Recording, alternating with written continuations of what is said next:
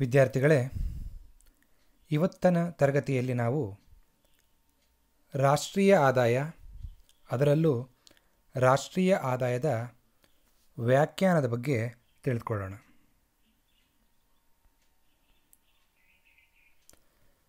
ನಮಗೀಗಾಗಲೇ ತಿಳಿದಿರೋ ಹಾಗೆ ಆಧುನಿಕ ಅರ್ಥಶಾಸ್ತ್ರದಲ್ಲಿ, ಅದರಲ್ಲೂ ಸಮಗ್ರ ಅರ್ಥಶಾಸ್ತ್ರದ ಅಧ್ಯಯನದಲ್ಲಿ ರಾಷ್ಟ್ರೀಯ ಆದಾಯಕ್ಕೆ ತನ್ನದೇ ಆದ ವಿಶೇಷವಾದ ಸ್ಥಾನವಿದೆ ಅಂತ ಹೇಳ್ಬೋದು. ಯಾಕೆ ಇಷ್ಟೊಂದು ಪ್ರಾಮುಖ್ಯತೆ ರಾಷ್ಟ್ರೀಯ ಆದಾಯದ ಮಾಪನಕ್ಕೆ ಅಂತ ಹೇಳೋದಾದರೆ, ಒಂದು ರಾಷ್ಟ್ರದ ರಾಷ್ಟ್ರೀಯ ಆದಾಯದ ಬಗ್ಗೆ ನಾವೇನಾದರೂ ತಿಳಿದುಕೊಂಡ್ರೆ ಅದು ಒಂದು ರಾಷ್ಟ್ರದ ಜನರ ಜೀವನ ಮಟ್ಟವನ್ನು ತಿಳಿಯೋದಕ್ಕೆ ನೆರವನ್ನು ನೀಡುತ್ತೆ ಅಂತ ಹೇಳ್ಬೋದು. ಒಂದು ರಾಷ್ಟ್ರದ ಜನರ ಜೀವನ ಮಟ್ಟ ಹೇಗೆ ತಿಳ್ಕೊಬೋದು ಅಂತಂದರೆ, ರಾಷ್ಟ್ರೀಯ ಆದಾಯದ ವಿವಿಧ ಪರಿಕಲ್ಪನೆಗಳಲ್ಲಿ ತಲಾ ಆದಾಯ, GDP, GNP ಹೀಗೆ ಹಲವು ರೀತಿ ಪರಿಕಲ್ಪನೆಗಳನ್ನು ಬಳಸಿ ನಾವು ರಾಷ್ಟ್ರೀಯ ಆದಾಯವನ್ನು ಮಾಪನ ಮಾಡೋದ್ರಿಂದ ಅದ್ರ ಮೂಲಕ ನಾವು ಬೇರೆ ರಾಷ್ಟ್ರದ ರಾಷ್ಟ್ರೀಯ ಆದಾಯವನ್ನು ಕಂಪೇರ್ ಮಾಡಿಕೊಂಡ್ರೆ, ಹೋಲಿಕೆ ಮಾಡಿಕೊಂಡ್ರೆ ನಮ್ಮ ಜನರ ಜೀವನ ಮಟ್ಟ ಎಷ್ಟಿದೆ, ರಾಷ್ಟ್ರೀಯ ಆದಾಯ ಬಹಳ ಹೆಚ್ಚಾಗಿದೆ ಅಂತಂದರೆ ನಾವು ಅಲ್ಲಿನ ಜನರ ಜೀವನ ಮಟ್ಟ ಉತ್ತಮವಾಗಿದೆ. ರಾಷ್ಟ್ರೀಯ ಆದಾಯ ಬೇರೆ ರಾಷ್ಟ್ರಗಳಿಗೆ ಹೋಲಿಸ್ಕೊಂಡ್ರೆ ಅಥವಾ ನಮ್ಮ ರಾಷ್ಟ್ರದ್ದೇ ಬಹಳ ಕಡಿಮೆ ಇದೆ ಅಂತಂದರೆ ಅಲ್ಲಿನ ಜನರ ಜೀವನ ಮಟ್ಟ ಹೆಚ್ಚು ಸಮೃದ್ಧವಾಗಿಲ್ಲ ಅಂತ ಹೇಳ್ಬೋದು. ಮತ್ತಿನ್ನೊಂದು, ಆ ದೇಶದ ಅಭಿವೃದ್ಧಿಯ ಹಂತವನ್ನು ತಿಳ್ಕೊಬೋದು. ಹಲವು ರೀತಿಯ ಅಭಿವೃದ್ಧಿಯ ಹಂತವನ್ನು ಹೇಳ್ತಾರೆ. ಹಿಂದುಳಿದ ರಾಷ್ಟ್ರ, ಮುಂದುವರೆದ ರಾಷ್ಟ್ರ ಅಂತಿದ್ರು. ಈಗ ಅನಂತರದಲ್ಲಿ ಅಭಿವೃದ್ಧಿಶೀಲ ರಾಷ್ಟ್ರ, ಮುಂದುವರೆದಿರೋ ರಾಷ್ಟ್ರ ಅಂತ ಹೇಳ್ತಾಯಿದ್ರು. ಅನಂತರದಲ್ಲಿ ಕಡಿಮೆ ಆದಾಯದ ರಾಷ್ಟ್ರಗಳು, ಮಧ್ಯಮ ಆದಾಯದ ರಾಷ್ಟ್ರಗಳು, ಉನ್ನತ ಆದಾಯದ ರಾಷ್ಟ್ರಗಳು ಅಂತೆಲ್ಲ ಹೇಳ್ತಾರೆ. ಇದನ್ನು ಹೇಗೆ ಅವರು ವರ್ಗೀಕರಣ ಮಾಡಿಕೊಂಡ್ರು ಅಂತ ತಿಳ್ಕೊಳ್ಳೋದಾದರೆ ಅದು ಕೂಡ ರಾಷ್ಟ್ರೀಯ ಆದಾಯದ ಪರಿಕಲ್ಪನೆಗಳ ಆಧಾರದ ಮೇಲೆ, ಆ ರಾಷ್ಟ್ರದ ತಲಾ ಆದಾಯದ ಮೇಲೆ, ಅಥವಾ ಅವುಗಳನ್ನೇ ಬಳಸ್ಕೊಂಡು ಒಂದು ಕಂಪೋಸಿಟ್ ಇಂಡೆಕ್ಸ್ ಮಾಡಿಕೊಂಡು ಅದ್ರ ಮೂಲಕ HDI ಆಗ್ಬೋದು, ಬೇರೆವೆಲ್ಲನೂ ಅಷ್ಟೇ, ಅದು ಕೂಡ ಸಮಗ್ರ ಅರ್ಥಶಾಸ್ತ್ರದ ಪರಿಕಲ್ಪನೆಯೇ. ಅವುಗಳ ಮೂಲಕ ಅಭಿವೃದ್ಧಿಯ ಹಂತ ಏನಿದೆ ಈ ರಾಷ್ಟ್ರದ್ದು ಅಂತ ಕೂಡ ತಿಳ್ಕೊಳ್ಳೋದಕ್ಕೆ ಪ್ರಯತ್ನ ಮಾಡ್ಬೋದು.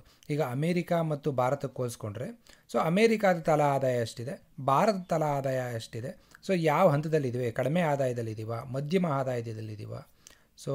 HDI ಇತ್ತೀಚಿನ 2019 ವರದಿ ಪ್ರಕಾರ ನಾವಿನ್ನೂ ಕಡಿಮೆ ಆದಾಯದ ರಾಷ್ಟ್ರದ ಹಂತದಲ್ಲೇ ಇದ್ದೀವಿ ಅಂತ ಹೇಳ್ಬೋದು. ಹೀಗೆ ರಾಷ್ಟ್ರೀಯ ಆದಾಯದ ಮೂಲಕ ಒಂದು ರಾಷ್ಟ್ರದ ಜನರ ಜೀವನ ಮಟ್ಟ, ಅಭಿವೃದ್ಧಿ ಅಂತ, ಆದಾಯದ ವಿತರಣೆ ಕೂಡ ತಿಳ್ಕೊಬೋದು. ಆದಾಯದ ವಿತರಣೆ ಅಂತಂದರೆ ಎರಡು ರೀತಿ ತಿಳ್ಕೊಬೋದು. ಮೊದಲನೇದಾಗಿ ಈ ಒಂದು ಇನ್ಕಮ್ ಮೆಥಡ್ ಮೂಲಕ ರಾಷ್ಟ್ರೀಯ ಆದಾಯನ 3 ವಿಧಾನಗಳ ಮೂಲಕ ಮಾಪನ ಮಾಡ್ತೀವಿ. ಉತ್ಪನ್ನ ವಿಧಾನ, ಆದಾಯ ವಿಧಾನ, ಖರ್ಚಿನ ವಿಧಾನ.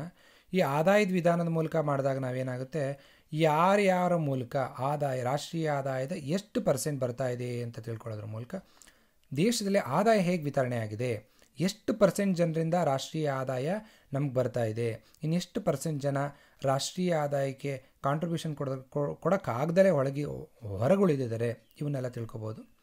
ಮತ್ತೊಂದು, ವಿವಿಧ ವಲಯಗಳ ಬೆಳವಣಿಗೆ. ರಾಷ್ಟ್ರೀಯ ಆದಾಯವನ್ನು ಅಧ್ಯಯನ ಮಾಡಬೇಕಾದ್ರೆ ಮತ್ತೊಂದು ರೀತಿ ಅಧ್ಯಯನ ಮಾಡ್ಬೋದು. ಕೃಷಿಯಿಂದ ಎಷ್ಟು ನಮ್ಮ ಕೊಡುಗೆ ಬರ್ತಾ ಇದೆ GDPಗೆ, ಕೈಗಾರಿಕೆಯಿಂದ ಎಷ್ಟು ಬರ್ತಾ ಇದೆ, ಕೃಷಿ ವಲಯದಿಂದ ಎಷ್ಟು ಸೇವಾ ವಲಯದಿಂದ ಎಷ್ಟು ಬರ್ತಿದೆ ಅಂತ ಕೂಡ ನಾವು ತಿಳ್ಕೊಬೋದು.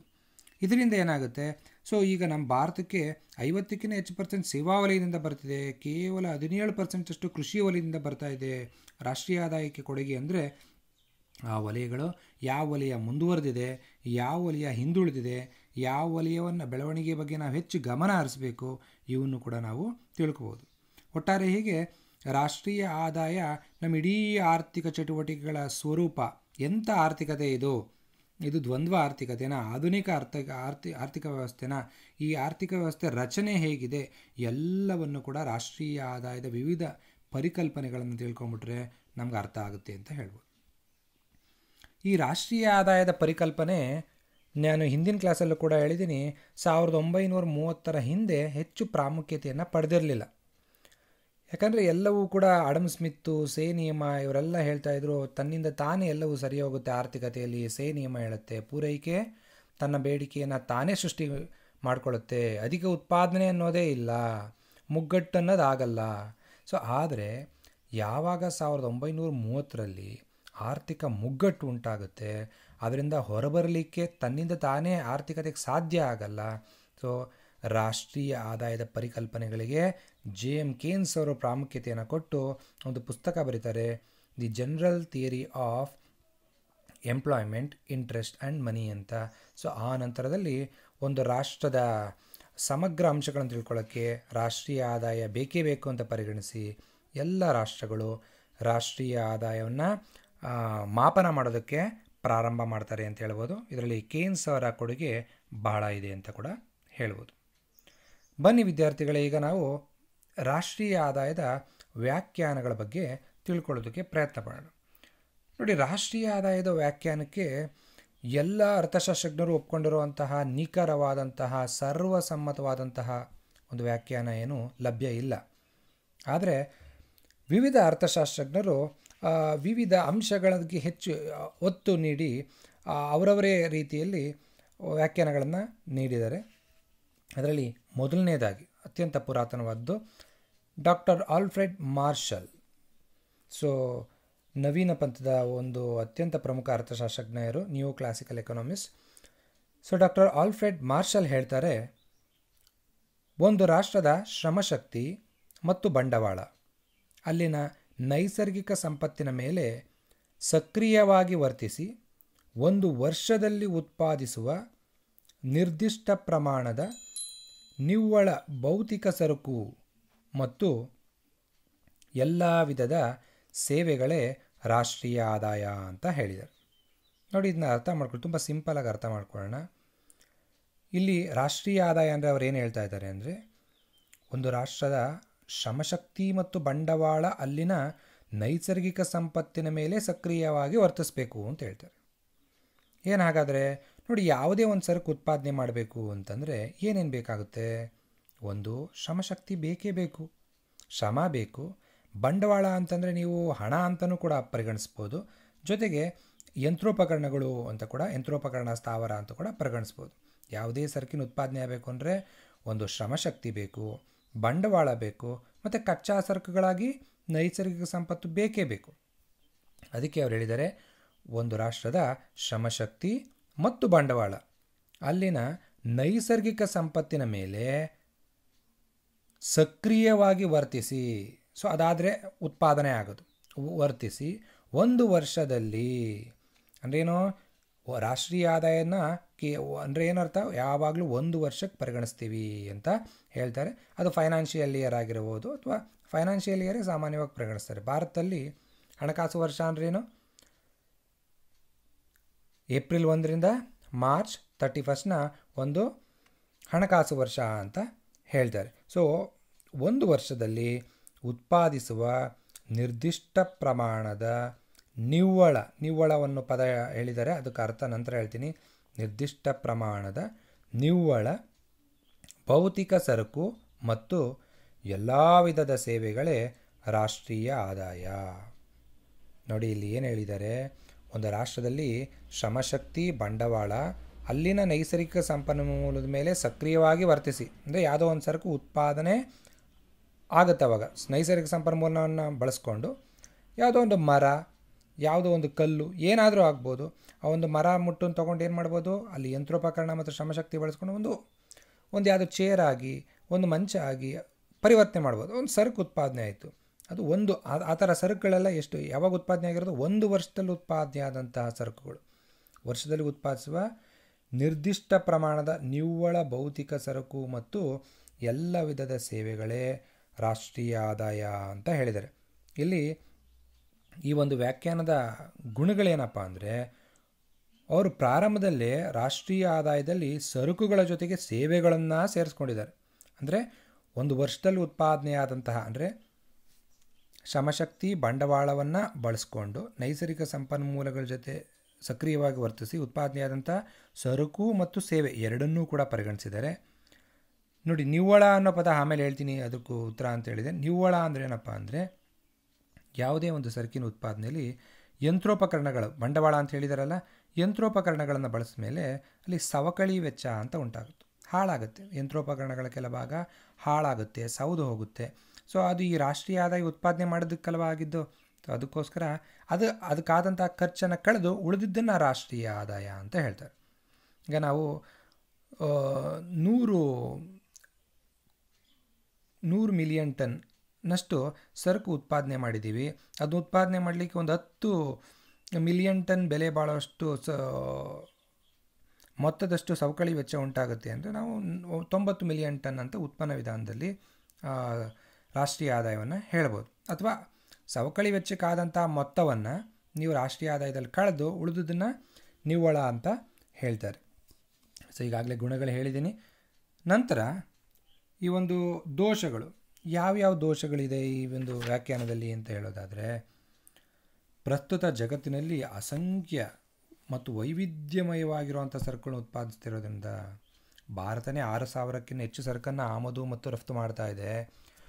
ಸೊ ಪ್ರತಿಯೊಂದು ಸರಕುಗಳು ಎಷ್ಟು ಉತ್ಪಾದನೆ ಆಗಿದೆ ಅಂದರೆ ನೈಸರ್ಗಿಕ ಸಂಪನ್ಮೂಲದ ಮೇಲೆ ಸಕ್ರಿಯವಾಗಿ ವರ್ತಿಸಿ ಶ್ರಮಶಕ್ತಿ ಬಂಡವಾಳ ಎಷ್ಟು ಸರಕು ಉತ್ಪಾದನೆ ಆಗಿದೆ ಅಂತ ತಿಳಿಸೋದು ಅಥವಾ ಮಾಪನ ಮಾಡೋದು ಸ್ವಲ್ಪ ಕಷ್ಟ ಸಾಧ್ಯ. ಇನ್ನೊಂದು, ಇವರು ದ್ವಿಗಣನೆಯ ಸಮಸ್ಯೆಗೆ ಪರಿಹಾರವನ್ನು ಕೊಟ್ಟಿಲ್ಲ. ದ್ವಿಗಣನೆ ಅಂದ್ರೇನು? ಇದನ್ನು 2 ಮಾರ್ಕ್ಸ್ ಕೂಡ ಕೇಳ್ಬೋದು. ರಾಷ್ಟ್ರೀಯ ಆದಾಯದ ಮಾಪನದಲ್ಲಿ ಹಲವು ಬಾರಿ ಕೆಲ ಸರಕುಗಳನ್ನ ಒಂದಕ್ಕಿಂತ ಹೆಚ್ಚು ಬಾರಿ ನಾವು ಮಾಪನಕ್ಕೆ ಪರಿಗಣಿಸಿದ್ರೆ ಅದನ್ನು ದ್ವಿಗಣನೆ ಅಂತ ಹೇಳ್ತೀವಿ. ಫಾರ್ ಎಕ್ಸಾಂಪಲ್, ಈಗ ಒಬ್ಬ ರೈತ ಕಬ್ಬನ್ನು ಉತ್ಪಾದನೆ ಮಾಡ್ತಾ ಇದ್ದಾನೆ. ಸೊ ಅವನು ಶ್ರಮಶಕ್ತಿ ಬಂಡವಾಳ ಯೂಸ್ ಮಾಡಿದಾನಲ್ವಾ, ಟ್ರ್ಯಾಕ್ಟರ್ ಯೂಸ್ ಮಾಡಿರ್ಬೋದು, ಬಂಡವಾಳ, ಇವನು ಶ್ರಮಶಕ್ತಿ ಬಳಸ್ತಾನೆ. ಸೊ ನಂತರ ನೈಸರ್ಗಿಕ ಸಂಪತ್ತು ಭೂಮಿನ ಹೂಳ್ತಾನೆ, ಕಬ್ಬನ್ನು ಬೆಳಿತಾನೆ. ಸೊ ಕಬ್ಬಿನ ಮೌಲ್ಯ ಏನಿರುತ್ತೋ ಆ ಮೌಲ್ಯವನ್ನು ರಾಷ್ಟ್ರೀಯ ಆದಾಯಕ್ಕೆ ಸೇರಿಸ್ತು. ನಂತರ ಈ ಒಂದು ಕಬ್ಬು ಎಲ್ಲೋಗುತ್ತೆ? ಸಕ್ಕರೆ ಕಾರ್ಖಾನೆಗೆ ಹೋಗುತ್ತೆ, ಅಲ್ಲಿ ಸಕ್ಕರೆ ಉತ್ಪಾದನೆ ಆಗುತ್ತೆ. ಸೊ ಇಲ್ಲಿ ನಾನು 5 ಲಕ್ಷ ಬೆಲೆ ಬಾಳುವಂಥ ಕಬ್ಬನ್ನು ಉತ್ಪಾದನೆ ಮಾಡಿದ್ದೀನಿ ಅಂತ ರಾಷ್ಟ್ರೀಯ ಆದಾಯಕ್ಕೆ ಸೇರಿಸಿದ್ಮೇಲೆ ನಂತರ ಈ ಸಕ್ಕರೆ ಕಾರ್ಖಾನೆಗೆ ಹೋಗುತ್ತೆ, 5 ಲಕ್ಷ ಬೆಲೆ ಬಾಳುವಂಥ ಕಬ್ಬನ್ನು ಬಳಸಿ ಅವರು ಒಂದು 8 ಲಕ್ಷ ಬೆಲೆ ಬಾಳುವಂಥ ಸಕ್ಕರೆ ಉತ್ಪಾದನೆ ಮಾಡ್ಬೋದು. 5 ಲಕ್ಷ ಇಲ್ಲಿ ಸೇರಿಸಿದ್ರು, 8 ಲಕ್ಷ ಅಲ್ಲಿ ಸೇರಿಸಿದ್ರು. ನಂತರ ಸಕ್ಕರೆಯನ್ನು ಬಳಸಿ ಬೇರೆ ಏನಾದರೂ ಸಿಹಿ ತಿನಿಸು ಬೇರೆ ಎಲ್ಲ ಮಾಡಿದ್ರೆ ಅದನ್ನು ಕೂಡ ನಾವು ರಾಷ್ಟ್ರೀಯ ಆದಾಯಕ್ಕೆ ಸೇರಿಸ್ತೀವಿ. ಅಂದರೆ ಪ್ರತಿ ಹಂತದಲ್ಲೂ ಅದರ ಪೂರ್ತಿ ಮೌಲ್ಯ ತೊಗೊಬಿಟ್ರೆ ಏನಾಗುತ್ತೆ ಅಂದರೆ ರಾಷ್ಟ್ರೀಯ ಆದಾಯ ಒಂದಕ್ಕಿಂತ ಹೆಚ್ಚು ಬಾರಿ ನಾವು ಕೌಂಟ್ ಮಾಡ್ದಂಗೆ ಆಗುತ್ತೆ. ಅದನ್ನು ಡಬಲ್ ಕೌಂಟಿಂಗ್ ಅಂತೀವಿ. ಇದನ್ನು ಗೋಧಿಗೂ ಅನ್ವಯಿಸ್ಬೋದು. ಗೋಧಿ ಹಿಟ್ಟು ನಂತರ ಗೋಧಿ ಹಿಟ್ಟು, ನಂತರ ಗೋಧಿ ಹಿಟ್ಟಿಂದ ಬೇರೆ ತಿನಿಸುಗಳು ಮಾಡಿರ್ತೀವಿ. ಅಥವಾ ಒಂದು ದಾರ ತೊಗೊಳ್ತೀವಿ. ಹತ್ತಿನ ರೈತ ಬೆಳಿತಾನೆ, ಅದ್ರದ್ದು ಒಂದು ಮೌಲ್ಯ ಒಂದು ಸರಿ, ದಾರದ ಮೌಲ್ಯ ಒಂದು ಸರಿ, ಬಟ್ಟೆ ಮೌಲ್ಯ ಒಂದು ಸರಿ, ನಂತರ ರೆಡಿಮೇಡ್ ಬಟ್ಟೆ ಒಂದು ಸರಿ. ಈ ರೀತಿ ಪ್ರತಿಯೊಂದು ಸರಿ ಹಂಗೆ ಡಬಲ್ ಕೌಂಟಿಂಗ್, ಒಂದಕ್ಕಿಂತ ಹೆಚ್ಚು ಸರಿ ಪರಿಗಣಿಸಿದ್ರೆ ಡಬಲ್ ಕೌಂಟಿಂಗ್ ಅಂತ ಕರಿತೀವಿ. ಸೊ ಈ ಸಮಸ್ಯೆಗೆ ಏನು ಪರಿಹಾರ ಕೊಡಲೇ ಇಲ್ಲ ಅವರು. ಯಾಕಂದರೆ ಅವರು ಅಂತಿಮ ಸರಕು ಅಂತ ಏನು ಹೇಳಲಿಲ್ಲ. ಅದರಿಂದ ಮಧ್ಯವರ್ತಿ ಸರಕನ್ನೆಲ್ಲ ಪರಿಗಣಿಸಿದ್ರೆ ದ್ವಿಗಣನೆ ಸಮಸ್ಯೆ ಉಂಟಾಗೋ ಸಾಧ್ಯತೆ ಹೆಚ್ಚಾಗಿರುತ್ತೆ. ಮತ್ತಿನ್ನೊಂದು, ಭಾರತದಂಥ ರಾಷ್ಟ್ರಗಳಲ್ಲಿ ಸಾಟಿ ವಿನಿಮಯ ಪದ್ಧತಿ ಈಗ ಕಡಿಮೆ ಆಗಿದೆ. ಆದರೂ ಸಾಟಿ ವಿನಿಮಯ ಪದ್ಧತಿ ಅಂದರೆ ಏನು? ವಸ್ತುಗಳಿಗೆ ನೇರವಾಗಿ ವಿನಿಮಯ ಮಾಡ್ಕೊಳ್ಳೋವಂಥ ಪದ್ಧತಿ. ನೀವು ವಸ್ತುಗಳನ್ನು ನೇರವಾಗಿ ವಿನಿಮಯ ಮಾಡಿಕೊಂಡ್ರೆ ಅದು ರಾಷ್ಟ್ರೀಯ ಆದಾಯಕ್ಕೆ ಬರೋದೇ ಇಲ್ಲ. ನೇರವಾಗಿ ನೀವೇ ವಿನಿಮಯ ಮಾಡ್ಕೊಂಬಿಡ್ತೀರಾ. ಸೊ ಆಗ ಅದು ರಾಷ್ಟ್ರೀಯ ಆದಾಯಕ್ಕೆ ಮತ್ತು ಸ್ವಂತ ಅನುಭವ ಕೂಡ ಬಳಸ್ಬಿಡ್ಬೋದು ನೀವು. ಆಗ ನೀವೇ ಒಂದು 10 ಮೂಟೆ ರಾಗಿ ಬೆಳಿತೀರಾ, 3 ಮೂಟೆ ನೀವೇ ಮನೇಲಿ ಇಟ್ಕೋತೀರಾ. ಸೊ ಅದು ಸ್ವಂತ ಅನುಭವಕ್ಕೆ ಅಂತ. ಸೊ ಅದು ಕೂಡ ರಾಷ್ಟ್ರೀಯ ಆದಾಯಕ್ಕೆ ಬರೋದೇ ಇಲ್ಲ. ಸೊ ಆದ್ದರಿಂದ ಇವೆಲ್ಲ ದೋಷಗಳು ಮಾರ್ಷಲ್ರವರ ವ್ಯಾಖ್ಯಾನದಲ್ಲಿದೆ ಅಂತ ಹೇಳ್ಬೋದು. ಆದರೂ ಕೂಡ ಉತ್ಪನ್ನ ವಿಧಾನದ ಮೂಲಕ ರಾಷ್ಟ್ರೀಯ ಆದಾಯನ ಕ್ಯಾಲ್ಕುಲೇಟ್ ಮಾಡೋದಕ್ಕೆ ಇದೊಂದು ಉತ್ತಮ ವ್ಯಾಖ್ಯಾನ ಅಂತ ಹೇಳ್ಬೋದು. Next one, AC Pigou. So AC ಪಿಗೂರವರು ತಮ್ಮ ವ್ಯಾಖ್ಯಾನವನ್ನು ನೀಡಿದ್ದಾರೆ. ಸೊ ಅವ್ರ ಪ್ರಕಾರ ವಿದೇಶದಿಂದ ಬರುವ ಆದಾಯವೂ ಸೇರಿದಂತೆ ಹಣದ ಮೂಲಕ ಅಳೆಯಬಹುದಾದ ಸಮುದಾಯದ ಭೌತಿಕ ಆದಾಯದ ಭಾಗವೇ ರಾಷ್ಟ್ರೀಯ ಆದಾಯ. ನೋಡಿ, ಇವರ ವ್ಯಾಖ್ಯಾನ ಮಾರ್ಷಲ್ ಅವರ ವ್ಯಾಖ್ಯಾನಕ್ಕಿಂತ ಉತ್ತಮವಾದದ್ದು, ಪ್ರಾಯೋಗಿಕವಾದದ್ದು ಅಂತ ಕರೀತಾರೆ. ಯಾಕೆ ಅಂತ ನೋಡೋಣ. ಇವರು ಮೊಟ್ಟ ಮೊದಲ ಬಾರಿಗೆ ವಿದೇಶದಿಂದ ಬರುವ ಆದಾಯವನ್ನು ರಾಷ್ಟ್ರೀಯ ಆದಾಯದಲ್ಲಿ ಸೇರಿಸ್ಕೊಂಡಿದ್ದಾರೆ. ವಿದೇಶದಿಂದ ಬರುವ ಆದಾಯ ಅಂದರೆ ಈಗ 100 ಕೋಟಿ ರಫ್ತು ಮಾಡ್ತೀರಾ, 80 ಕೋಟಿ ಆಮದು ಮಾಡ್ಕೋತೀರಾ. ಸೊ ಹಂಗಾರೆ ಉಳಿದಿದ್ದೆಷ್ಟು 20 ಕೋಟಿ, ಅದನ್ನು ರಾಷ್ಟ್ರೀಯ ಆದಾಯಕ್ಕೆ ಸೇರಿಸಬೇಕು ಅಂತ ಹೇಳ್ತಾರೆ. ಆಮದೇ ಜಾಸ್ತಿ ಆಗ್ಬಿಟ್ರೆ 100 ಕೋಟಿ ಆಮದು ಮಾಡಿ ಬರೀ 80 ಕೋಟಿ ರಫ್ತಾರೆ, ಮೈನಸ್ 20 ಕೋಟಿಯನ್ನು ಕಳಿಬೇಕು ಅಂತಾರೆ. ಅಂದರೆ ಒಟ್ಟಾರೆಯಾಗಿ ವಿದೇಶದಿಂದ ಬರುವ ಆದಾಯವೂ ಸೇರಿದಂತೆ ವಿದೇಶದಿಂದ ಬರುವ ಆದಾಯನ ಪರಿಗಣಿಸ್ತಾರೆ. ಹಣದ ಮೂಲಕ ಅಳೆಯಬಹುದಾದ, ನೋಡಿ ಆ ಪದ ಇಂಪಾರ್ಟೆಂಟು, ಮೊದಲನೇ ಬಾರಿಗೆ ಹಣದ ಮೂಲಕ ರಾಷ್ಟ್ರೀಯ ಆದಾಯನ ವ್ಯಕ್ತಪಡಿಸಬೇಕು ಅಂತ ಹೇಳಿದ್ದಾರೆ. ಹಣದ ಮೂಲಕ ಅಂತ ಹೇಳೋದ್ರ ಮೂಲಕ ಅವರು ಹಲವು ಸಮಸ್ಯೆಗಳಿಗೆ ಕೂಡ ಪರಿಹಾರವನ್ನು ಕೊಟ್ಟಿದ್ದಾರೆ. ದ್ವಿಗಣನೆಯ ಸಮಸ್ಯೆ ಆಗಿರ್ಬೋದು, ಇದಕ್ಕೆ ಕೂಡ ಇವ್ರ ಪ್ರಕಾರ ವಿದೇಶದಿಂದ ಬರುವ ಆದಾಯವೂ ಸೇರಿದಂತೆ ಹಣದ ಮೂಲಕ ಅಳೆಯಬಹುದಾದ ಸಮುದಾಯದ ಭೌತಿಕ ಆದಾಯದ ಭಾಗವೇ ರಾಷ್ಟ್ರೀಯ ಆದಾಯ. ಅಂದರೆ ಹಣದ ಮೂಲಕನೂ ಕೂಡ ಅಳೆಯಬಹುದಾದಂತಹ ಸಮುದಾಯದ ಭೌತಿಕ ಆದಾಯದ ಭಾಗವೇ ರಾಷ್ಟ್ರೀಯ ಆದಾಯ. ಭೌತಿಕ ಆದಾಯದ ಭಾಗವೇ ರಾಷ್ಟ್ರೀಯ, ಹಣದ ಮೂಲಕ ಅಳೆಯಬಹುದಾದಂಥ ಇಡೀ ಸಮುದಾಯ, ಇಡೀ ರಾಷ್ಟ್ರದಲ್ಲಿ ಉತ್ಪಾದನೆಯಾದಂಥ ಭೌತಿಕ ಆದಾಯ, ಎಷ್ಟು ಆದಾಯ ಉತ್ಪಾದನೆ ಆಗುತ್ತೆ ಈ ಸರಕು ಸೇವೆಗಳನ್ನೆಲ್ಲ ಉತ್ಪಾದನೆ ಮಾಡಿ ಮಾರಾಟ ಮಾಡಿದಾಗ ಹಣಕ್ಕೆ, ಅದನ್ನೆಲ್ಲ ರಾಷ್ಟ್ರೀಯ ಆದಾಯ ಅಂತ ಹೇಳ್ತಾರೆ. ಅರ್ಥ ಆಯ್ತಲ್ಲ? ವಿದೇಶದಿಂದ ಬರುವ ಆದಾಯವೂ ಸೇರಿದಂತೆ, ವಿದೇಶದಿಂದ ಬರುವ ನಿವ್ವಳ ಆದಾಯ ಸೇರಿಕೊಂಡಂತೆ ಹಣದ ಮೂಲಕ ಅಳೆಯಬಹುದಾದ ಸಮುದಾಯದ ಭೌತಿಕ ಆದಾಯದ ಭಾಗವೇ ರಾಷ್ಟ್ರೀಯ ಆದಾಯ. ಹಣದ ಮೂಲಕ ವ್ಯಕ್ತಪಡಿಸ್ಬೋದಂತಹ ಆ ವರ್ಷದಲ್ಲಿ ಉತ್ಪಾದನೆಯಾದಂತಹ ಸಮುದಾಯದಲ್ಲಿ ಎಲ್ಲ ಭೌತಿಕ ಆದಾಯ, ಈ ಸರಕು ಸೇವೆಗಳು ಉತ್ಪಾದನೆಯಾಗಿ ನೀವು ಹಣಕ್ಕೆ ಮಾರಾಟ ಮಾಡಿದಾಗ ಸಿಗುವಂಥ ಎಲ್ಲ ಭೌತಿಕ ಆದಾಯದ ಭಾಗವನ್ನೇ ರಾಷ್ಟ್ರೀಯ ಆದಾಯ ಅಂತ ಹೇಳ್ತಾರೆ. ಸೊ ಇದರ ಗುಣಗಳೇನು ಅಂತ ನಾನು ಈಗಾಗಲೇ ಹೇಳಿದ್ದೀನಿ. ಏನಪ್ಪ ಅಂದರೆ ಇದು ಹಣದ ಮೂಲಕ ರಾಷ್ಟ್ರೀಯ ಆದಾಯನ ಮಾಪನ ಮಾಡೋಕ್ಕೆ ಪ್ರಾಮುಖ್ಯತೆ ನೀಡಿದರು, ವಿದೇಶಿ ಆದಾಯವನ್ನು ಪರಿಗಣಿಸಿದ್ರು. ನಂತರ ಹಣದ ಮೂಲಕ ರಾಷ್ಟ್ರೀಯ ಆದಾಯನ ಮಾಪನ ಮಾಡೋದ್ರ ಮೂಲಕ ದ್ವಿಗಣನೆಯ ಸಮಸ್ಯೆಯನ್ನು ತಪ್ಪಿಸುವಂಥ ಪ್ರಯತ್ನ ಮಾಡಿದ್ರು. ದ್ವಿಗಣನೆ ಅಂದರೆ ನಾನು ಹಿಂದಿನ ಈಗ ತಾನೇ ಹೇಳಿದ್ದೆ. ದ್ವಿಗಣನೆ ಅಂದ್ರೇನು? ರಾಷ್ಟ್ರೀಯ ಆದಾಯದ ಮಾಪನದಲ್ಲಿ ಹಲವು ಸರಕುಗಳ ಮೌಲ್ಯವನ್ನು ಒಂದಕ್ಕಿಂತ ಹೆಚ್ಚಿನ ಬಾರಿ ಪರಿಗಣಿಸಿದ್ರೆ ನಾವು ಅದನ್ನು ದ್ವಿಗಣನೆ ಅಂತೀವಿ. ಅದರಿಂದ ರಾಷ್ಟ್ರೀಯ ಆದಾಯ ತುಂಬ ಹೆಚ್ಚು ಅನಿಸುತ್ತೆ. ನಿಜವಾದ ರಾಷ್ಟ್ರೀಯ ಆದಾಯ 100 ಕೋಟಿ ಆಗಿದರೆ ಅದು 200 ಕೋಟಿ, 150 ಕೋಟಿ, ಈಗ 100ಕ್ಕಿಂತ ಹೆಚ್ಚು ಕೋಟಿ ತೋರಿಸಿದ್ರೆ ಅದು ಸರಿಯಲ್ಲ. ದೋಷಗಳೇನಪ್ಪ ಅಂದರೆ ಹಣದ ಮೂಲಕ ಮಾಪನ ಮಾಡೋದು ಅಂತ ಹೇಳಿದ್ರು. ಆದರೆ ಭಾರತದಂಥ ದೇಶಗಳಲ್ಲಿ ಸಾಟಿ ವಿನಿಮಯ ಪದ್ಧತಿ ಅಂದರೆ ವಸ್ತುಗಳನ್ನು ನೇರವಾಗಿ ವಿನಿಮಯ ಮಾಡ್ಕೊಳ್ತಾರೆ. ನಿಮ್ಮಲ್ಲಿ ಏನೋ ಬೆಳೆದಿದ್ದೀರಾ, ಅದನ್ನು ಪಕ್ಕದ ಮನೆಗೆ ಕೊಟ್ಟು ಅವ್ರೇನು ಬೆಳೆದಿದ್ದಾರೋ ಅದನ್ನು ನೀವು ತಗೋತೀರಾ. ಈ ರೀತಿ ಸಾಟಿ ವಿನಿಮಯ ಪದ್ಧತಿ ಬಳಸೋದ್ರ ಮೂಲಕ ಈ ಒಂದು ಹಣವನ್ನು ಇಲ್ಲಿ ಮಾಧ್ಯಮವಾಗಿ ಬರಲೇ ಇಲ್ಲ. ಸೊ ಇದು ರಾಷ್ಟ್ರೀಯ ಆದಾಯಕ್ಕೆ ಈ ಮೊತ್ತ ಸೇರೋದಿಲ್ಲ. ಇನ್ನೊಂದು, ಹಣಕ್ಕೆ ವಿನಿಮಯ ಮಾಡಬಹುದಾದದ್ದು ಮತ್ತು ಬಾರದ್ದು ಎಂಬ ಅನವಶ್ಯಕ ವರ್ಗೀಕರಣ ಮಾಡಿದ್ದಾರೆ. ಸರಕುಗಳನ್ನ ಈ ರೀತಿ ಅನವಶ್ಯಕ ವರ್ಗೀಕರಣ, ಹಣಕ್ಕೆ ವಿನಿಮಯ ಮಾಡೋಕ್ಕೆ ಸಾಧ್ಯ ಆಗೋದೆಲ್ಲ ರಾಷ್ಟ್ರೀಯ ಆದಾಯಕ್ಕೆ ಸೇರುತ್ತೆ, ಇಲ್ಲದೆಲ್ಲ ಸೇರೋದಿಲ್ಲ ಅಂತ. ಆದರೆ ನಿಜವಾಗ್ಲೂ ಅವು ರಾಷ್ಟ್ರೀಯ ಆದಾಯಕ್ಕೆ ಸೇರೋವಂಥದ್ದೇ ಆಗಿರುತ್ತೆ. ಫಾರ್ ಎಕ್ಸಾಂಪಲ್ ಒಂದು ಸ್ಟೋರಿ ಹೇಳ್ತಾರೆ ಇದಕ್ಕೆ ರಿಲೇಟೆಡ್ಡು. ಈಗ ಒಂದು ಕಂಪನಿನ ಒಬ್ಬ ನಡೆಸ್ತಾ ಇರ್ತಾನೆ. ಕಂಪ್ನಿಲಿ ಒಬ್ಬರು ಸೆಕ್ರೆಟ್ರಿ ಇರ್ತಾರೆ, ಸ್ಟಾಫ್ಸ್ ಎಲ್ಲ ಇರ್ತಾರೆ. ಸೆಕ್ರೆಟ್ರಿಗೆ 50,000 ರೂಪಾಯಿ ತಿಂಗಳ ವೇತನ ಕೊಡ್ತಾ ಇರ್ತಾನೆ. ಸೆಕ್ರೆಟ್ರಿ ಕಂಡ್ರೆ ಅವನಿಗೆ ಇಷ್ಟ ಆಗುತ್ತೆ. ಸೆಕ್ರೆಟ್ರಿನ ಅವನೇನು ಮಾಡ್ತಾನೆ, ಮದುವೆ ಆಗ್ತಾನೆ. ಸೊ ಸೆಕ್ರೆಟ್ರಿಗೆ 50,000 ಕೊಡ್ತಾ ಇದ್ದಾಗ ಆ ರಾಷ್ಟ್ರೀಯ ಆದಾಯಕ್ಕೆ ಅದು ಸೇರ್ತಾ ಇತ್ತು, ಹಣರೂಪಿ ಆದಾಯ, ಸಮುದಾಯದ ಭೌತಿಕ ಹಣರೂಪಿ ಆದಾಯವಾಗಿ. ಆದರೆ ಯಾವಾಗ ಅವನು ಸೆಕ್ರೆಟ್ರಿನ ಮದುವೆ ಆಗ್ತಾನೆ 50,000 ರೂಪಾಯಿ ಸಂಬಳ ಕೊಡೋದನ್ನ ನಿಲ್ಲಿಸ್ತಾನೆ.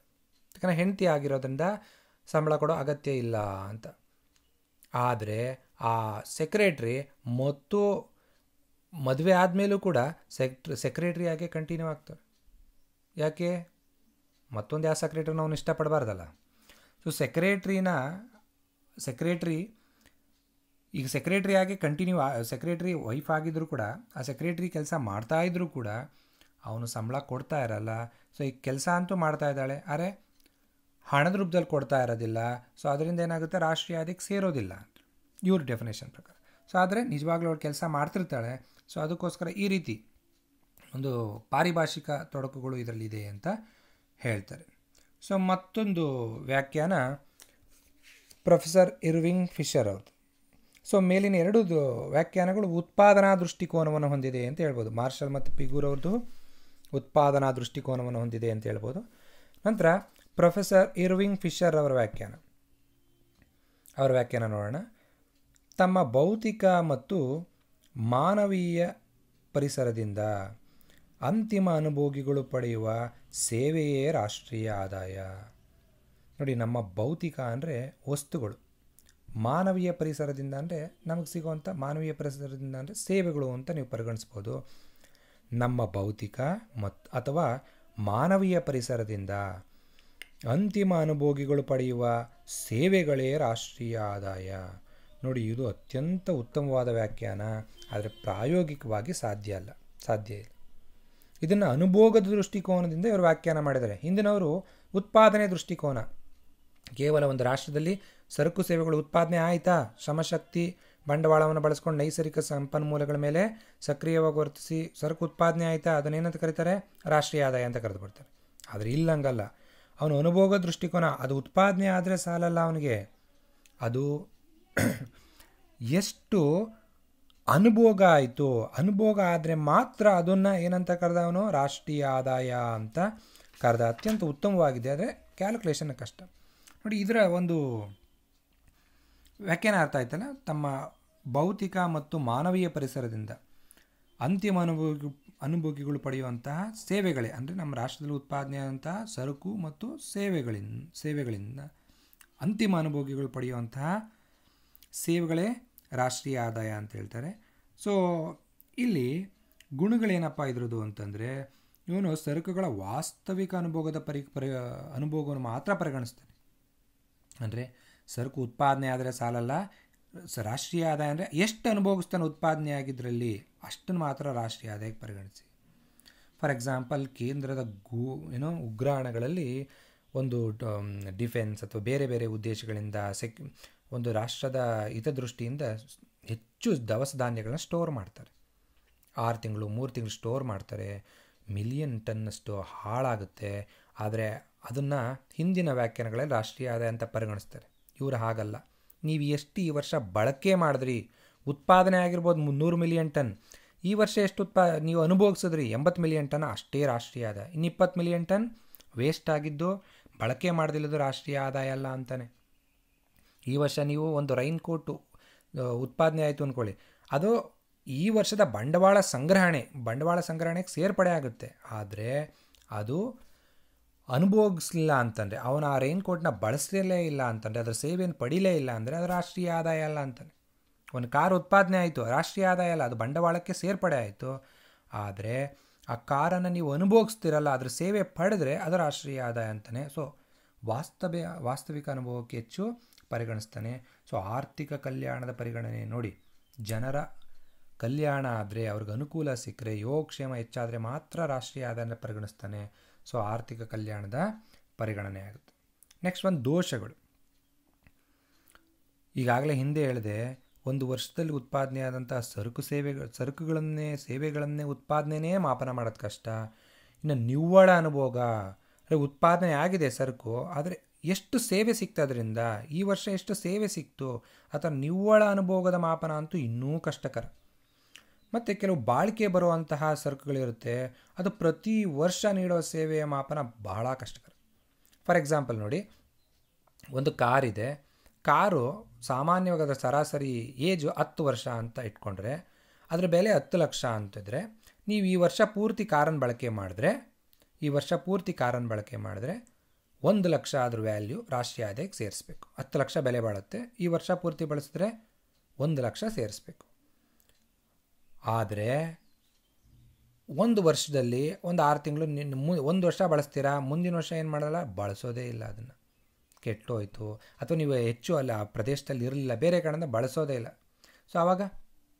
ಸೊ ಈ ರೀತಿ ಆ ಪ್ರತಿ ವರ್ಷದ ನಿವ್ವಳ ಮಾಪನವೂ ಕಷ್ಟ. ಈ ಬಾಳಿಕೆ ಬರುವಂಥ ವಸ್ತುಗಳು ಹಲವು ವರ್ಷ, ಕೆಲವು 10 ವರ್ಷ ಬರುತ್ತೆ ಅಂದ್ಕೊಂಡಿರ್ತೀವಿ, 5 ವರ್ಷಕ್ಕೆ ಹಾಳಾಗ್ಬೋದು, 7 ವರ್ಷಕ್ಕೆ ಹಾಳಾಗ್ಬೋದು, 3 ವರ್ಷಕ್ಕೆ ಹಾಳಾಗ್ಬೋದು, 15 ವರ್ಷ ಬರ್ಬೋದು. ಈ ಬಾಳಿಕೆ ಬರುವಂಥ ಸರಕುಗಳಿಂದ ಸಿಗುವಂಥ ನಿವ್ವಳ ಸೇವೆನ ಮಾಪನ ಮಾಡೋದು ತುಂಬ ಕಷ್ಟ. ಮತ್ತು ಈ ಬಾಳಿಕೆ ಬರೋ ವಸ್ತುಗಳು ಒಬ್ಬರಿಂದ ಮತ್ತೊಬ್ಬರಿಗೆ ಹಸ್ತಾಂತರ ಆಗೋದ್ರಿಂದ ಸೊ ಅವುಗಳ ಮಾಪನ ಇನ್ನೂ ಕಷ್ಟ ಅಂತ ಹೇಳ್ಬೋದು. ಕೊನೆಯದಾಗಿ ಒಂದು ಸಾಮಾನ್ಯ ಒಂದು ವ್ಯಾಖ್ಯಾನವನ್ನು ನೋಡ್ಬಿಡೋಣ. ರಾಷ್ಟ್ರೀಯ ಆದಾಯ ಅಂದರೆ ಇವೆಲ್ಲ ವ್ಯಾಖ್ಯಾನಗಳ ಆಧಾರದ ಮೇಲೆ ನಾವು ಹೇಳೋದಾದರೆ, ರಾಷ್ಟ್ರೀಯ ಆದಾಯ ಅಂದರೆ ಒಂದು ಗೊತ್ತಾದ ವರ್ಷದಲ್ಲಿ, ಅಂದರೆ ಒಂದು ನಿರ್ದಿಷ್ಟ ವರ್ಷದಲ್ಲಿ ಒಂದು ರಾಷ್ಟ್ರದಲ್ಲಿ ಉತ್ಪಾದನೆಯಾದಂತಹ ಎಲ್ಲ ಅಂತಿಮ ಸರಕು ಮತ್ತು ಸೇವೆಗಳ ಒಟ್ಟು ಮಾರುಕಟ್ಟೆ ಮೌಲ್ಯವೇ ರಾಷ್ಟ್ರೀಯ ಆದಾಯವಾಗಿದೆ. ಅಂದರೆ ಏನರ್ಥ, ಒಂದು ಗೊತ್ತಾದ ವರ್ಷದಲ್ಲಿ, ಅಂದರೆ ಒಂದು ವರ್ಷದಲ್ಲಿ ಉತ್ಪಾದನೆಯಾದಂತಹ, ಎಲ್ಲಿ, ಒಂದು ರಾಷ್ಟ್ರದಲ್ಲಿ, ಒಂದು ಗೊತ್ತಾದ ವರ್ಷದಲ್ಲಿ ಒಂದು ರಾಷ್ಟ್ರದಲ್ಲಿ ಉತ್ಪಾದನೆಯಾದಂತಹ ಎಲ್ಲ ಅಂತಿಮ ಸರಕು ಸೇವೆಗಳ ಒಟ್ಟು ಮಾರುಕಟ್ಟೆ ಮೌಲ್ಯವಾಗಿದೆ. ನೋಡಿ, ಇಲ್ಲಿ ಹಲವು ಪರಿಕಲ್ಪನೆಗಳು ಬಹಳ ಪ್ರಾಮುಖ್ಯತೆಯನ್ನು ಪಡ್ಕೊಂಡಿದೆ.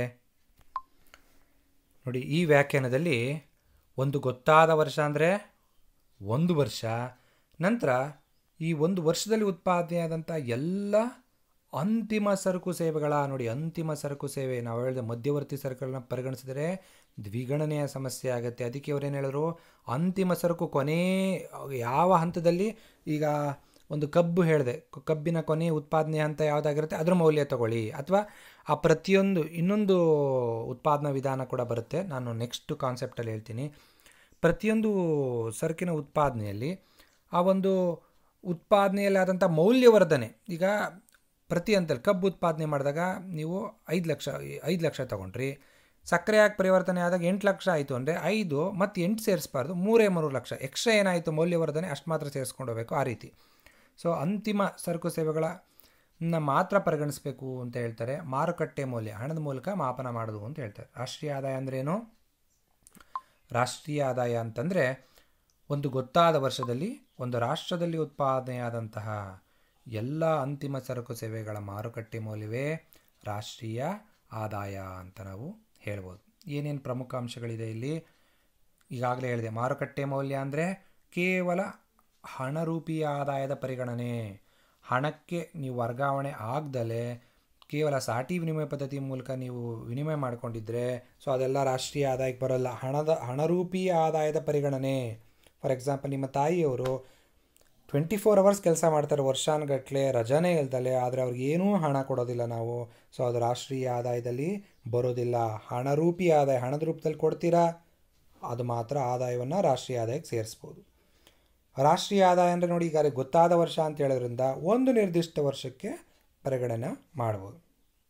ಮತ್ತೊಂದು, ಕೇವಲ ಅಂತಿಮ ಸರಕು ಸೇವೆಗಳ ಮಾರುಕಟ್ಟೆ ಮೌಲ್ಯದ ಪರಿಗಣನೆ. ಅಂತಿಮ ಸರಕು ಸೇವೆಗಳ ಮಾರುಕಟ್ಟೆ ಮೌಲ್ಯ ಅಂದರೆ ಈಗಾಗಲೇ ನಾನು ಹೇಳಿದೆ, ಸರಕುಗಳಿಗೆ ವಿವಿಧ ಹಂತಗಳಿರುತ್ತೆ, ಅಂತಿಮ ಹಂತವನ್ನು ಪರಿಗಣಿಸಬೇಕು, ಅಥವಾ ಪ್ರತಿಯೊಂದು ಹಂತದಲ್ಲಾದಂತಹ ಮೌಲ್ಯವರ್ಧನೆ ಎಷ್ಟಾಗುತ್ತೋ ಅಷ್ಟು ಮಾತ್ರ ಪರಿಗಣಿಸ್ತಾ ಹೋದರೆ ಅದನ್ನು ರಾಷ್ಟ್ರೀಯ ಆದಾಯ ಅಂತ ಹೇಳ್ಬೋದು. ವಿದೇಶಿ ಆದಾಯದ ಪರಿಗಣನೆ ಇಲ್ಲ. ರಾಷ್ಟ್ರೀಯ ಆದಾಯದಲ್ಲಿ ವಿದೇಶಿ ಆದಾಯದ ಪರಿಗಣನೆ ಇಲ್ಲ. ಆದರೆ ನಿವ್ವಳ ರಾಷ್ಟ್ರೀಯ ಆದಾಯದಲ್ಲಿ, ನೆಕ್ಸ್ಟ್ ಪರಿಕಲ್ಪನೆಗಳಲ್ಲಿ ಹೇಳ್ತೀನಿ, ಸಾಮಾನ್ಯವಾಗಿ ನಾವು ರಾಷ್ಟ್ರೀಯ ಆದಾಯ ಅಂದರೆ ನಿವ್ವಳ ರಾಷ್ಟ್ರೀಯ ಆದಾಯ ಅಂತಲೇ ಪರಿಗಣಿಸೋದು. ಅದರಲ್ಲಿ ನಾವು ನಿವ್ವಳ ವಿದೇಶಿ ಆದಾಯನ ಇಲ್ಲಿ ನಿವ್ವಳ ವಿದೇಶಿ ಆದಾಯವನ್ನು ಪರಿಗಣಿಸ್ತೀವಿ. ಸೊ ನಿವ್ವಳ ವಿದೇಶಿ ಆದಾಯವನ್ನು ಈ ಪರಿಕಲ್ಪನೆಯಲ್ಲಿ ಪರಿಗಣಿಸ್ತೀವಿ. ಮತ್ತೊಂದು, ಸವಕಳಿ ವೆಚ್ಚದ ಪರಿಗಣನೆ ಇಲ್ಲ. ಇಲ್ಲಿ ನೋಡಿ, ಸವಕಳಿ ವೆಚ್ಚವನ್ನು ಇಲ್ಲಿ ಪರಿಗಣಿಸಲ್ಲ. ಇಲ್ಲಿ ನಾವು ಒಂದು ಸರಕನ್ನು ಉತ್ಪಾದನೆ ಮಾಡೋದಕ್ಕೆ ಯಂತ್ರೋಪಕರಣಗಳನ್ನು ಬಳಸಿದ್ರು, ಸವಕಳಿ ಆದರೂ ಕೂಡ ಸವಕಳಿ ವೆಚ್ಚವನ್ನು ಇಲ್ಲಿ ಕಳೆಯೋದಿಲ್ಲ. GNP ಇದು ನಾನೀಗ ಹೇಳ್ತಿರೋದು. ಸೊ ನಾವು ರಾಷ್ಟ್ರೀಯ ಆದಾಯವನ್ನು ಸಾಮಾನ್ಯ ಅರ್ಥದಲ್ಲಿ ಅಂದರೆ NNP ಅಂತ ಹೇಳ್ತೀವಿ, ನಿವ್ವಳ ರಾಷ್ಟ್ರೀಯ ಆದಾಯ, ನೆಟ್ ನ್ಯಾಷನಲ್ ಪ್ರಾಡಕ್ಟ್. ಸಾಮಾನ್ಯವಾಗಿ ನಾವು ರಾಷ್ಟ್ರೀಯ ಆದಾಯ ಅಂದರೆ NNPನೇ ಪರಿಗಣಿಸ್ಬೇಕಂದ್ರೆ ಅದರಲ್ಲಿ ಸವಕಳಿ ವೆಚ್ಚ ಕಳೆದಿರ್ತೀವಿ. ಆದರೆ ಈ ಒಂದು ಪರಿಕಲ್ಪನೆ, ಈಗ ಜನರಲ್ ಡೆಫಿನೇಷನ್ ನಾನು ಹೇಳ್ತಿರೋ GNPನ, ಸೊ ಇದರಲ್ಲಿ ಸವಕಳಿ ವೆಚ್ಚವನ್ನು ಏನು ಮಾಡಲ್ಲ, ನಾವು ಕಳೆದಿರೋಲ್ಲ, ಸವಕಳಿ ವೆಚ್ಚ ಪೂರ್ತಿಯಾಗೇ ಇರುತ್ತೆ ಈ ವ್ಯಾಖ್ಯಾನಗಳಲ್ಲಿ ಪ್ರಕಾರ. ಸೊ ಇಷ್ಟು ರಾಷ್ಟ್ರೀಯ ಆದಾಯದ ವ್ಯಾಖ್ಯಾನಗಳು. ಸೊ ಈ ಪ್ರತಿಯೊಂದು ರಾಷ್ಟ್ರಗಳು ಕೂಡ ರಾಷ್ಟ್ರೀಯ ಆದಾಯನ ಮಾಪನ ಮಾಡ್ತಾರೆ ಅಂತ ಹೇಳಿದೆ. ಈ ಮಾಪನ ಮಾಡಬೇಕಾದ್ರೆ ಸಾಮಾನ್ಯವಾಗಿ ಒಂದಕ್ಕಿಂತ ಹೆಚ್ಚು ವ್ಯಾಖ್ಯಾನಗಳನ್ನು ಬಳಸ್ಕೋತಾರೆ ಅಂತ ಹೇಳ್ಬೋದು. ಭಾರತದಲ್ಲಿ ಹೆಚ್ಚಿನದಾಗಿ ಕೃಷಿ ಪ್ರಧಾನ ರಾಷ್ಟ್ರ ಆಗಿರೋದ್ರಿಂದ ಮತ್ತು ನಮ್ಮಲ್ಲಿ ಅಂಕಿಅಂಶಗಳ ಲಭ್ಯತೆ ಕಡಿಮೆ ಇರೋದ್ರಿಂದ ಉತ್ಪನ್ನ ವಿಧಾನವನ್ನು ಹೆಚ್ಚು ಬಳಸ್ತಾರೆ, ಉತ್ಪಾದನಾ ವಿಧಾನವನ್ನು ಮತ್ತು ಆದಾಯದ ವಿಧಾನವನ್ನು ಹೆಚ್ಚು ಬಳಸ್ತಾರೆ. ಕನ್ಸ್ಟ್ರಕ್ಷನ್ ಸೆಕ್ಟರಲ್ಲಿ, ಕಟ್ಟಡ ನಿರ್ಮಾಣ ವಲಯದಲ್ಲಿ ಮಾತ್ರ ವೆಚ್ಚ ವಿಧಾನವನ್ನು ಬಳಸ್ತಾರೆ. ಸೊ ಒಂದು ರಾಷ್ಟ್ರ ಆಧುನಿಕವಾಗ್ತಾ ಇದ್ದಾಗ ಈ ವೆಚ್ಚ ವಿಧಾನ ಇವೆಲ್ಲ ಬರುತ್ತೆ, ಆದಾಯ ವಿಧಾನ. ಸೊ ಹಿಂದುಳಿದ ರಾಷ್ಟ್ರಗಳು ಸಾಮಾನ್ಯವಾಗಿ ಉತ್ಪನ್ನ ವಿಧಾನದ ಮೇಲೆ ಹೆಚ್ಚು ಡಿಪೆಂಡ್ ಆಗಿದೆ ಅಂತ ಹೇಳ್ಬೋದು. ಸೊ ಮುಂದಿನ ತರಗತಿಯಲ್ಲಿ ಈ ಒಂದು ರಾಷ್ಟ್ರೀಯ ಆದಾಯದ ಮಾಪನದ ವಿಧಾನಗಳು ಕೂಡ ನಾನು ಚರ್ಚೆ ಮಾಡ್ತೀನಿ ಅಂತ ಹೇಳ್ತೀನಿ. ಸೊ ಇವತ್ತಿನ ಕ್ಲಾಸು ಉಪಯುಕ್ತವಾಗಿತ್ತು ಅಂತ ತಿಳ್ಕೊತೀನಿ. ಏನಾದರೂ ನಿಮಗೆ ಡೌಟ್ಸ್ ಇದ್ದರೆ ನೀವು ನನಗೆ ಕೋವಿಡ್ ಪರೀಕ್ಷೆ ಮಾಡಿಸ್ಕೊಂಡು ಕಾಂಟ್ಯಾಕ್ಟ್ ಕ್ಲಾಸ್ಗೆ ನೀವು ಬರ್ಬೋದು. ಜೊತೆಗೆ ನೀವು ವಾಟ್ಸಪ್ನಲ್ಲಿ ನನಗೆ ಡೌಟ್ಸ್ ಇದ್ದರೆ ನೀವು ಅದನ್ನು ಹಾಕ್ಬೋದು. ನಾನು ಅದನ್ನೆಲ್ಲ ಕ್ಲಾರಿಫೈ ಮಾಡಲಿಕ್ಕೆ ಟ್ರೈ ಮಾಡ್ತೀನಿ. Thank you.